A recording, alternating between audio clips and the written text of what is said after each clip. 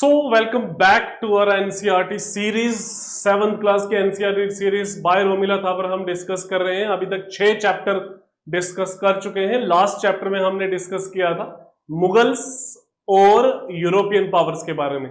आज हम डिस्कस कर रहे हैं वेरी वेरी इंपॉर्टेंट चैप्टर, छोटा सा चैप्टर है, that is the 7th chapter है आज की डेट में। Romila Thapar 7th class NCERT, old NCERT, 7th class की एनसीईआरटी। ओके, तो चैप्टर 1 भी कर चुके हैं, सेकंड भी, थर्ड भी, फोर्थ भी, फिफ्थ भी, सिक्स्थ भी कर चुके हैं हम। एंड आई होप कि आप सबने पुराने सारे चैप्टर जो हैं वॉच किए होंगे। We are on YouTube channel History Fox and Taiyari 360। Okay, तो अगर नहीं किए हैं और अगर आप पेपर देना है तो अभी भी टाइम है आपके पास, आप चेक कर सकते हो, अच्छे से स्टडी कर सकते हो और प्रॉपर तरीके से शेयर भी कर सकते हो लोगों के साथ जो आपके क्लोज वंस हो जिन्होंने यूपीएससी का पेपर देना है। ओके, सो आज हम डिस्कस करेंगे chapter 7, that is the Akbar. Akbar के बारे में डिस्कस करेंगे। And there is a good news for you, we are here, we are launching a exclusive batch for preliminary cum mains 2025।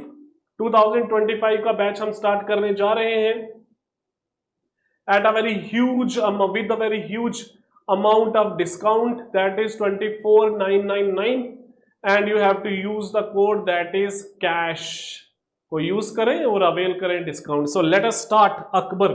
Akbar के बारे में क्या बताएं? अकबर के बारे में जितना बताया जाए उतना ही कम है। Akbar was without any doubt he was the greatest ruler of medieval India. Medieval India का सबसे बड़ा रूलर था, बड़ा in the sense in terms of his approach, in terms of his understanding of Indian society, Indian culture, Indian heritage, Indian history को बड़े अच्छे से परख रखता था। लगभग 50 साल उसने रूल किया। उसके टाइम पीरियड में एक काइंड ऑफ एक रिलीजियस सोशल हार्मनी तो थी ही थी। At the same time he contributed in art, literature, fine arts में बहुत ज्यादा कंट्रीब्यूट किया। ही also came with the new ideas, नई इनोवेशन, नई एडमिनिस्ट्रेटिव इनोवेशंस लाए उसने, चाहे वो उसका मनसबदारी सिस्टम हो, चाहे उसकी रेवेन्यू पॉलिसी हो, चाहे उसके रिलेशंस विद द राजपूत हो, चाहे उसकी रिलीजियस पॉलिसी में उसका इबादत खाना हो, महजर डॉक्यूमेंट हो, चाहे तौहीद इलाही हो। आल दो ये जो 7th क्लास की एनसीईआरटी है इसमें इतना डिटेल में नहीं है, इतने साइड रेफरेंसेस हैं। So let us start the Akbar. Akbar का जो एक्चुअल नेम जो है दैट इज अब्दुल फतेह जलालुद्दीन मोहम्मद अकबर। अकबर जो है उसको टाइटल दिया गया था, अकबर उसका नाम नहीं था, अकबर नाम उसका जलालुद्दीन मोहम्मद था। ठीक है, बर्थ प्लेस जो है 1542 में birth year. He was a third Mughal ruler, ठीक है, जिसने रूल किया लगभग 50 साल, 49 ईयर्स। अमरकोट में इसका जन्म हुआ, राजा वीरसाल के कोर्ट में, जब हुमायूं जो है वो एग्जाइल में था। ओके, पेरेंट्स का नाम है हुमायूं, मदर का नाम है हमीदा बानो बेगम।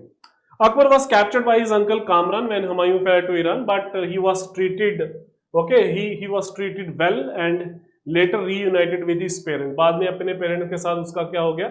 यूनियन हो गया। Okay, then he was crowned at the age of 13. 13 साल 4 महीने उसकी कॉरोनेशन हुई। कहाँ पे? कालानौर में हुई। कालानौर कहाँ पे है? पंजाब में। एक बैरम खान जो है, he was a regent, Bairam Khan जो है उसका ट्यूटर भी था, रीजेंट भी था, तो उसने जो है he played a very very important role. Akbar के टाइम पीरियड में स्टार्टिंग की जो सबसे पहले बैटल हुई थी that was the second battle of Panipat. Akbar के टाइम पीरियड में हुई सेकंड बैटल ऑफ पानीपत।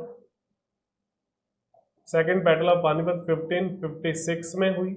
ठीक है, यहाँ पे बैरम खान डिफीटेड हेमू। हेमू को डिफीट किया किसने? अकबर ने।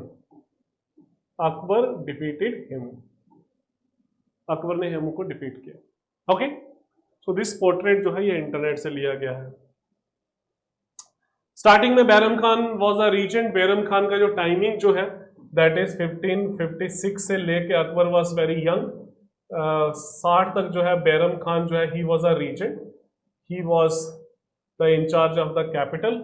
तो इसके टाइम पीरियड में जो सबसे इंपॉर्टेंट है that was the second battle of Panipat, जहां पे उसने हेमचंद्र को हराया। ओके, तो बैरम खान रीजेंसी अकबर, ये कहां से लेके कहां तक? 56 से लेके 60 तक was a time of strategic decision and ruthless power politics that helped shape the early years of Akbar reign and of course the Mughal empire. Mughal empire अभी नया नया आया हुआ था, he was a commander in chief, he was a chief minister, he was a wazir azam, सब कुछ था Bairam Khan, guardian था बेसिकली। ओके, इसने क्या किया स्टार्टिंग में, he played very important role, he crushed the Afghan resistance through the battle of that is Chaparar Ghat.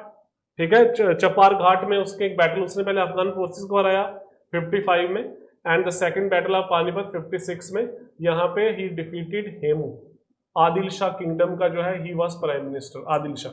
He maintain internal cohesion of the Mughal state, extended Mughal territories from Kabul to Jaunpur in the east and Ajmer in the west. He also captured Gwalior. He appointed his supporters and important positions, neglecting the old ones. So जो rise है बैरम खान का, उसी में उसके fall के reasons भी हैं। जब हम बात करते हैं reason for his rise, that reasons were equally responsible for his fall as well. Okay, then Akbar जो है, that was expanded the Mughal empire through many conquest in the 16th and the 17th century. Conquest इसके time period में start हो गई थी। Important battles कौन कौन सी हैं अकबर के टाइम पीरियड में? बड़े सारे इंपॉर्टेंट बैटल्स हैं। ठीक है, चाहे वो डिफीटेड जर्मन रूलर ऑफ मेदता हो, और इसको मेरता भी बोलते हैं।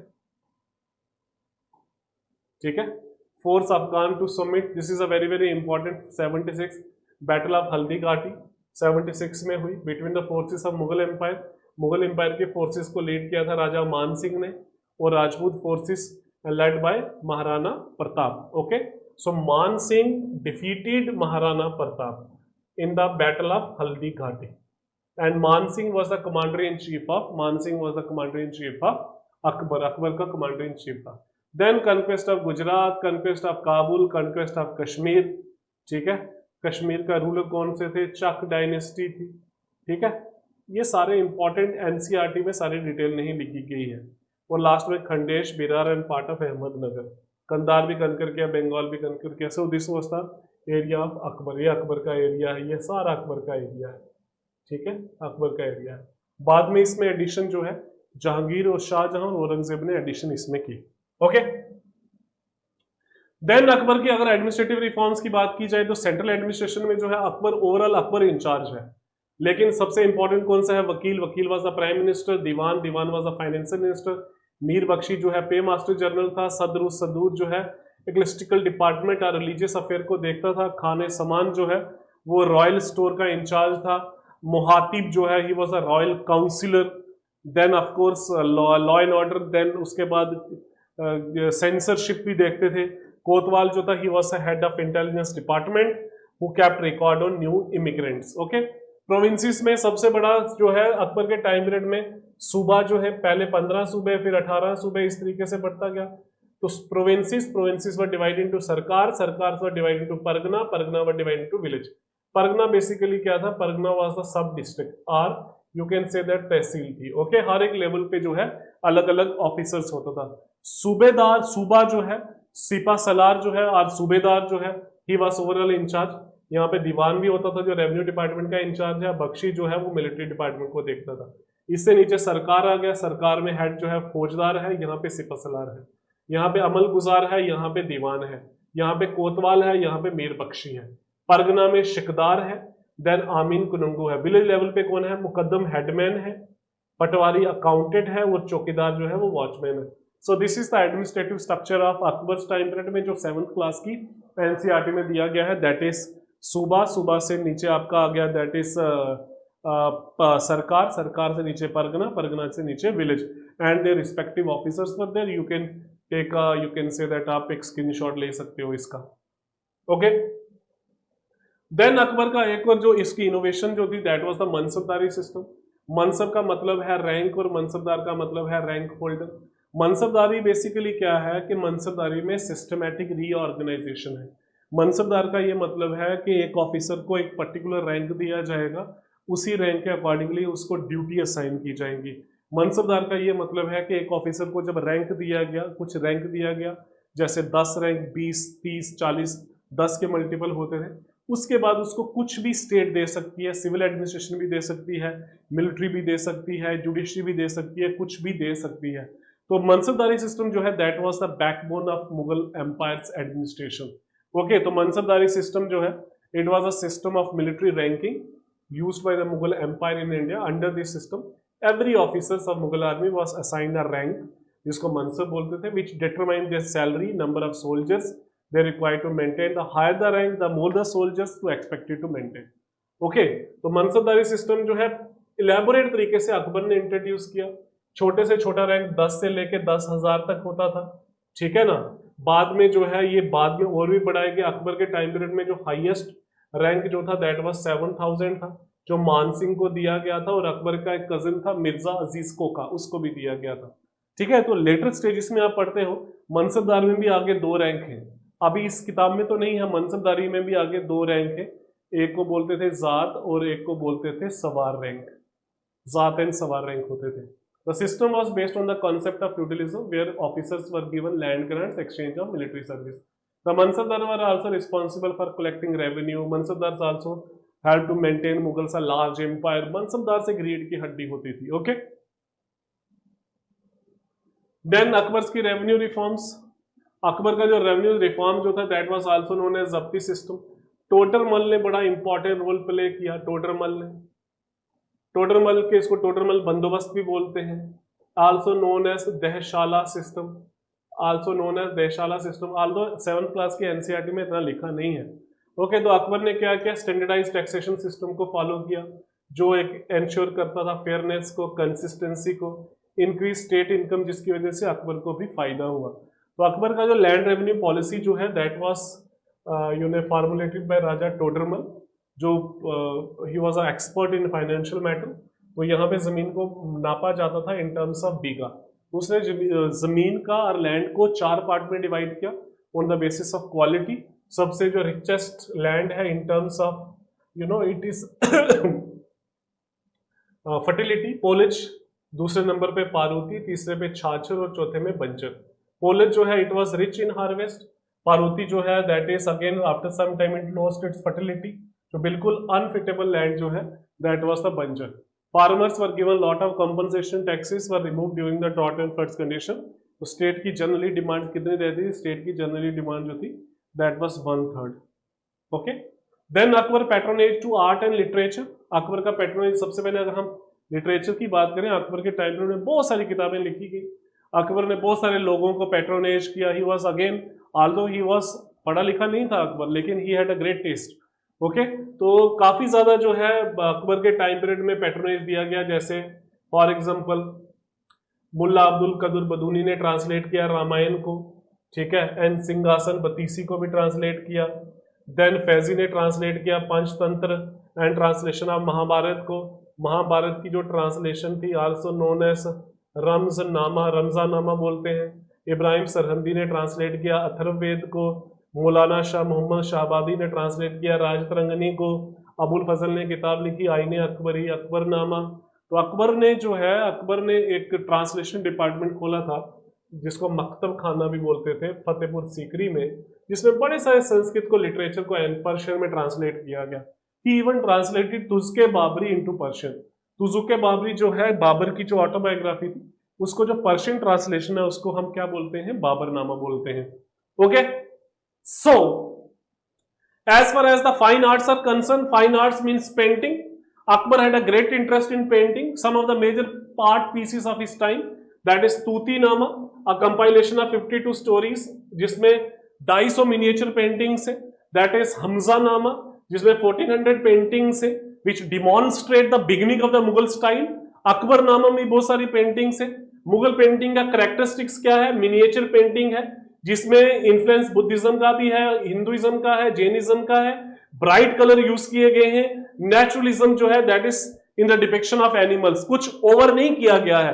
सो अकबर के टाइम पीरियड में डिफरेंट कारखाना स्टैब्लिश हुए, और जो पेंटिंग जो है वो पीक पे किसके टाइम पीरियड में पहुंची, जहांगीर के टाइम पीरियड में पीक पे पहुंची है, okay. Then the patronage to architecture. Architecture, Mughal style का आर्किटेक्चर का ओवरऑल फीचर क्या है? फीचर क्या है? लार्ज बल्बस डोम्स है, मीनार्स है, वास्ट हॉल्स है, लार्ज आर्च डोरवेज है, डेलिकेट ऑर्नामेंटेशन है, कैलीग्राफी है, अराबेस्क्यू टेक्निक है, जियोमेट्रिक पैटर्न है, पैलेसेस हैं, फोर्ट्स हैं, इबादत खाना है, बड़ी सारी चीजें हैं। तो बिल्डिंग्स कौन कौन से टाइम पीरियड में, अकबर के टाइम पीरियड में बनाई गई? फतेहपुर सीकरी, बुलंद दरवाजा, आगरा फोर्ट, इलाहाबाद फोर्ट, दीवाने आम, दीवाने खास, पंचमहल, जोधा महल, ये सारी चीजें हैं, लेकिन ये आपके एनसीईआरटी में नहीं है। जो जैसे जैसे हम आगे प्रोसीड करेंगे ये सारी चीजें हम पढ़ेंगे इसको। देन यहां तक अकबर की रिलीजियस पॉलिसी की बात है। अकबर जो है रिलीजियस पॉलिसी जो अकबर की है दैट वाज प्रैग्मेटिक है, प्रोग्रेसिव है, प्रैक्टिकल है। अकबर की रिलीजियस पॉलिसी से इन्फ्लुएंस किसका था? कंटेम्पररी, मतलब बुद्धिज्म का, मतलब भक्ति और सूफिज्म का भी इन्फ्लुएंस था। अकबर का जो स्टार्टिंग का जो चाइल्डहुड है, his birth place, he was born in a Hindu palace. उसके जो ट्यूटर हैं, चाहे वो अब्दुल लतीफ है, चाहे वो बैरम खान है, चाहे उसके कंटेम्पररीज हैं, चाहे उसकी मैरिजेस विद द राजपूत हैं, चाहे उसके अपने पर्सनल रिलेशन से राजपूत से, इन सब से क्या हुआ कि अकबर की रिलीजियस पॉलिसी जो है बड़ी ज्यादा होलिस्टिक हो गई, इंक्लूसिव हो गई, लिबरल हो गई, सेकुलर हो गई and of course broad minded भी थी। ओके, तो फ्रीडम ऑफ वर्शिप थी, सबको वर्शिप की परमिशन थी कि इवन उसकी जो वाइफ्स थी उन्होंने रिलीजन नहीं चेंज किया। आगरा फोर्ट में मंदिर बनाया गया, विद इन द फोर्ट मंदिर बनाया गया। ओके, अबॉलिश टैक्सेस को अबॉलिश किया, जजिया टैक्स को अबॉलिश किया गया 64 में। Higher position to the Hindus, जैसे मानसिंह जो है he was the highest paid mansabdar official. Matrimonial alliances किए with the Hindu families, religious discussion किया, जैसे फॉर एग्जांपल अलग अलग प्रेयर हॉल, अकबर का जो इबादत खाना है प्रेयर हॉल वो इसने खोला। मेजर डॉक्यूमेंट में अकबर ने इंटरप्रिटेशन की पावर अपने पास ले ली उलेमा से। और फाइनली दीन इलाही, और इसको तौहीद इलाही भी बोलते हैं, ठीक है, ये अकबर ने 1582 में इंट्रोड्यूस की गई। सो अकबर की जो रिलीजियस पॉलिसी है वो अलग अलग तरीके से गई। Akbar was the first ruler who participated in the Hindu festival. Akbar was the first ruler जो है अमंग द फर्स्ट रूलर जो तुलादान सेरेमनी करता था। ही पुट अ टिक्का और tilak on his forehead. He was the first ruler जो है जिसने who tried to abolish the sati system, हो नहीं पाया। तो अकबर जो है he was the biggest, he was the greatest in terms of his understanding of medieval Indian society. Okay, Akbar की रिलीजियस पॉलिसी, रिलीजियस टॉलरेंस, इबादत खाना, ये मैंने आपको फिर से आपका रिवाइज करवा रहा हूं, दीन इलाही और तौहीद इलाही, ठीक है, जिसमें सभी रिलीजन के एलिमेंट्स इन्वॉल्व थे। Akbar relationship Rajput, of course initial there was a initial conflict थे, then he approach a diplomatic approach, then finally there was a mutual respect. बाद में जो है वो म्यूचुअल रिस्पेक्ट आई। Okay, there was only one state जिसने अकबर की लॉर्डशिप को नहीं एक्सेप्ट किया, दैट इज मेवाड़ और Chittor, that was Maharana Pratap. Okay, Maharana Pratap. Akbar की जो लेगेसी है वो क्या है? एडमिनिस्ट्रेटिव रिफॉर्म्स में है। एडमिनिस्ट्रेटिव रिफॉर्म्स में सबसे क्या है? मनसबदारी सिस्टम। कल्चरल पैट्रोनेज में that is architecture led to the golden age of Mughal empire in the later stages. Religious toleration में क्या है? रिलीजियस टॉलरेशन में इबादत खाना है, इसमें मेजर डॉक्यूमेंट है, तौहीद इलाही है। मिलिट्री अचीवमेंट में क्या है? अकबर की मिलिट्री कैंपेन जो है innovation, campaign and innovation expanded the Mughal Empire and solidified its control over the Indian subcontinent. Okay, so with this we conclude another chapter of NCERT 7th class. You can join our course, though this is the course, you can take a screenshot of it, okay, and you can avail a huge amount of discount. Thank you so much and enjoy the process of learning.